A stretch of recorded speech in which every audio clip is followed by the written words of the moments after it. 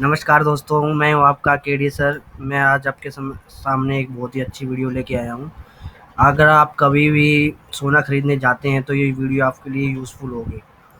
इसमें इस वीडियो में मैंने बताया कि कैसे सोनार जो है धोखेबाजी करते हैं, कैसे सोने के प्राइस को अप डाउन कर लेते हैं अपनी मर्जियों से। अगर आप इस वीडियो को मेरे को पूरी को देख के जाते हैं तो आपको कम से कम 4 से 5-6 हज़ार तक की बचत होगी सोना खरीदते समय। चलो शुरू करते हैं। सबसे पहले हम टाइप्स ऑफ गोल्ड के बारे में जानते हैं, जो मार्केट में कितने प्रकार का सोना उपलब्ध है। जैसे शुरू करते हैं एक शुरू से, जैसे 24 कैरेट का है। 24 कैरेट का मतलब होता है इसमें 99.9% गोल्ड होता है और 1% की मिक्सिंग की जाती है। मिक्सिंग किसी की भी हो सकती है, जैसे सोने की, चांदी की या फिर और किसी वस्तु की। नॉर्मली जो मिक्सिंग की जाती है वो सोने या चांदी की जाती है। ऐसे ही 23 कैरेट और 23 कैरेट होता है, ऐसे ही होता है 22 कैरेट होता है। 22 कैरेट जो है सबसे बढ़िया सोना माना जाता है अगर ज्वेलरी बनाते हैं तो, क्योंकि 24 कैरेट में के सिर्फ गोल्ड कॉइन या बार्स आपको उपलब्ध होते हैं। जैसे सोने के कॉइन्स गिनियाँ जो होती हैं या फिर सोने के बिस्किट वगैरह जो है वो 24 कैरेट में उपलब्ध होते हैं। इसके अलावा जितनी भी आप ज्वेलरी देखेंगे वो सारी 22 carat, 21 carat, 20 carat, 19 carat, 14 carat ऐसे उपलब्ध है मार्केट में। समझते हैं, जैसे कि मैंने बताया था अभी पहले ही, जैसे 22 कैरेट का मतलब होता है 99.9% गोल्ड। ऐसे 21 कैरेट का मतलब होता है 91.6% गोल्ड। इसका मतलब इसमें 8% इम्प्योरिटीज़ होती है। 8% में गोल्ड भी हो सकता है, किसी में गोल्ड कोई मिक्स मिक्स करता है, कोई ज्वेलर सिल्वर मिक्स करता है। ऐसे ही 23 कैरेट का मतलब होता है 95.8% गोल्ड, और 21 कैरेट का मतलब होता है 87.5% गोल्ड, और 18 कैरेट का मतलब होता है 75% गोल्ड। इसमें बाकी 25% और किसी चीज़ की मिक्सिंग होती है। मोस्टली भी जो भी आपको ज्वेलरी खरीदोगे उसमें जो आपको कैरेट दिखेंगे वो सिर्फ ये कैरेट दिखेंगे: 24 carat, 22 carat, 20 carat, 18 carat and 14 carat. ये मोस्टली यूज़ कैरेट हैं। और भी कैरेटों का यूज़ होता है, पर सबसे ज़्यादा आपको जो दिखेंगे आपके घर के ज्वेलरी में, या आप कभी परचेज करने जाओगे या किसी भी रिश्तेदार के घर जाओगे तो आपको ये दिखेंगे। पर as per government rules, hallmarking जिसके लिए अभी कंपलसरी कर दी है, जो नया रूल आया, अगर आप 22 कैरेट की ज्वेलरी खरीदते हो तो उस पर हॉलमार्किंग कंपलसरी है। अगर 18 कैरेट की खरीदते हो तो उस पर हॉलमार्किंग कंपलसरी है। इसके अलावा अगर आप 14 कैरेट की खरीदते हो तो उस पर हॉलमार्किंग कंपलसरी है। आप चाहो तो 23 कैरेट या 20 कैरेट का सोना खरीदते हो, उस पर हॉलमार्किंग कंपलसरी नहीं है। वो सोना मतलब अभी बेकार बेचते हैं। सोनार 22 कैरेट भी बेचते हैं, 23 कैरेट भी बेचते हैं, 24 कैरेट भी बेचते हैं। इसके बारे में आगे बात करेंगे। अब समझते हैं गोल्ड की हॉलमार्किंग कि गोल्ड में कितने प्रकार की हॉलमार्किंग होती है। अगर आप 2017 से पहले की कोई ज्वेलरी देखोगे तो उसमें 5 प्रकार की हॉलमार्किंग होती थी, जैसे BIS hallmark, purity, assigning centre. Purity का मतलब ये बताता है, जैसे इस पे लिखा हुआ 916, 916 का मतलब होता है इसमें 91.6% गोल्ड है और बाकी इसमें इम्प्योरिटी है, मतलब 8% इसमें कॉपर या गोल्ड की मिक्सिंग की गई है। इसके अलावा assigning and holding centres mark, मतलब जो भी इस सोने की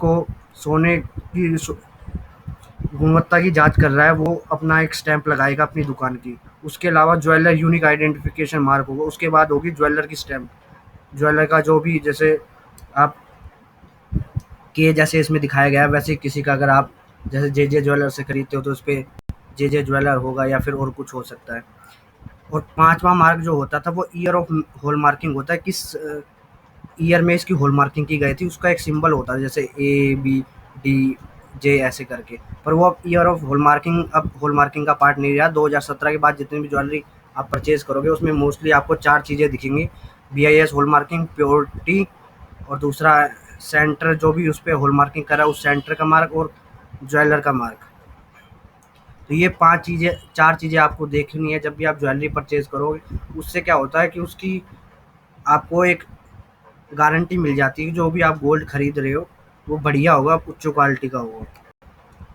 अब समझते हैं कि सुनार आपको आपसे कहाँ पे पैसे ज़्यादा लेता, आप वहाँ पे कैसे आप उसकी बचत कर सकते हो। सुनार दो ही जगह आपको पैसों को घुमा सकता है, एक वो है मेकिंग चार्ज और दूसरा है कैरेट डिफरेंस। अभी एक एक करके इन सभी के बारे में हम समझेंगे। मेकिंग चार्ज क्या होता है? मेकिंग चार्ज मतलब कोई भी ज्वेलरी अगर आप खरीदते हो तो उसके ऊपर उसको बनाने के लिए कुछ चार्जेस दिए जाते हैं। नॉर्मली जो है कोई भी ज्वेलर होता है, अगर आप नॉर्मली किसी सुनार के पास जाओगे अपने गाँव के या फिर अपने जो भी आपके एरिया का सुनार होता है, उसके पास जाओगे तो वो आपको बताएगा कि इस पे 10% मेकिंग चार्ज लगा हुआ है, इस पे 15% लगा हुआ है, कभी कभी कह देता है 18% लगा हुआ है, 20% लगा हुआ है। पर जो नॉर्मली जो ये जो चार्ज होता है ये होता है 10 से 15%। मिनिमम 10% भी होता है, क्योंकि इनको तो और भी 8% तक भी ये बना लेते हैं। पर आपको जो ये चार्ज मेकिंग चार्ज देंगे वो 10 से 12%, 15% ऐसे देंगे। तो इसमें आपको वो कह सकता है, अगर आपको मेकिंग चार्ज के बारे में जानकारी नहीं है तो आपको 18% भी लगा सकता है। तो यहाँ भी आपको वो पैसे कमा ले जाएगा आपके ऊपर। आप इसको सुनार से जो है बातचीत करके कम से कम करा सकते हैं, वो सुनार के हाथ में ही होता है, वो आपको 10% तक भी लेके जा सकता है। आपका जानकार कोई नॉन सुनार है तो उसको 10% में वो कर देगा। उसके बाद आता है कैरेट डिफरेंस। कैरेट डिफरेंस में कैसे होता है, अभी जैसे कि कुछ कहते हैं कि जी हम मेकिंग चार्ज नहीं लेते, वो क्या करते हैं आपको आपको कह देंगे हम आपको 23 कैरेट की ज्वेलरी देंगे और आपसे मेकिंग चार्ज लेंगे ही नहीं। जैसे कि आज की बात करते हैं कि आज 24 कैरेट का भाव 1 ग्राम का है 5,063 रुपये, और 23 कैरेट का भाव है 4,852 रुपये, और ऐसे 20 कैरेट का भाव है 4,219 रुपये आज का। इस एग्जाम्पल के थ्रू अभी हम समझेंगे कि कैसे कैसे सुनार जो है आपको कराता है। वो आपको क्या कहेगा कि आपको कह देगा कि मैं आपको 23 कैरेट की ज्वेलरी ले रहा हूँ और उस पर आप कोई भी मेकिंग चार्ज नहीं लूँगा, मतलब आपको विदाउट मेकिंग के वो आपको ज्वेलरी देगा। पर ऐसा नहीं होता, उसमें भी सुनार के कुछ ना कुछ फ़ायदा होता है, नहीं तो सुनार की दुकान ही ठप हो जाएगी। अब समझते हैं केस के द्वारा कि सुनार क्या करता है, आपको 23 कैरेट का बता के 24 कैरेट के तो आपको पैसे लगा देगा। जैसे 24 कैरेट का हमने पीछे भाव देखा, वो था 5,063 रुपये।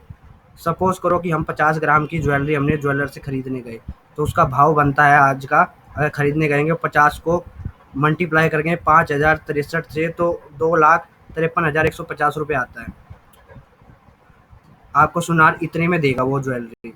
पर अगर वो इतने इतने में क्या करेगा, आपको 23 कैरेट की देगा। 23 कैरेट जिस पे भी उस पर ऐसी स्टैंप लगे होगी, जैसे कि इसके साइड राइट हैंड साइड में आपको दिख रहा होगा 23C करके आपके जो है ज्वेलरी पे मार्क कर दिया गया होगा। उस 23C का क्या मतलब होता है, उस 23C का मतलब होता है कि वो जो आपको ज्वेलरी दी गई है उसके अंदर 83.3% गोल्ड है और बाकी उसमें इम्प्योरिटीज़ है।